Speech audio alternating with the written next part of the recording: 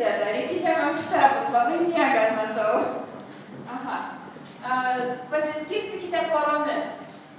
Pora, ne kas ant. Jūs pora. Taip. Žodžiu, susiraskite porą, kitaip tariant. Šalia greta esantį žmogų į porą čiupkit greitai. Nu taip. Dabar tokie laikai, kai gali. Kas neturi poros? Justina, turi porą? Puiku. Dabar prašau, pakelkite ranką vienas iš poros. Pakelkite ranką vienas iš poros, kas būsite pirmas poroje. Puiku. Tai tas, kas būsite pirmas, paimkite į ranką tušinuką.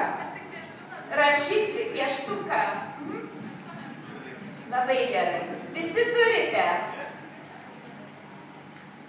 Tuoj patikrinsim, kiek išsinešę tušinukų esate.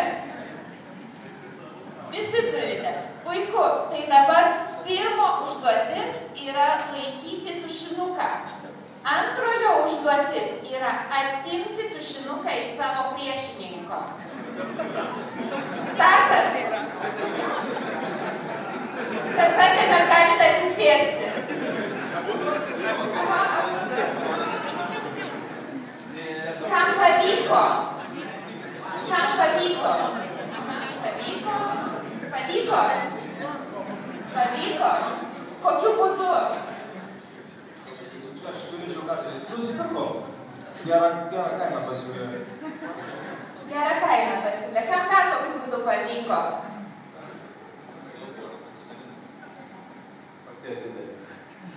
Pati atidavė. Pasidalino. Iš tiesų yra dvi strategijos. Viena strategija yra atimti, arba kitaip tariant, lenkmedį, kol nuluš tikriausiai. Niekada esame ėję keliese miško takeliu, kai vienas laiko šaką, o kitas eina iš paskos ir tas, kas eina pirmas, šaką tam tikrų momentų paleidžia. Žinom, kas tada būna, taip? Nelabai malonu. Bet iš tiesų yra dar ir kita strategija, kuria vadovaujasi vienai ir šita organizacija, kurioje mes esame, jinai vadinasi Laimi besidalijantis.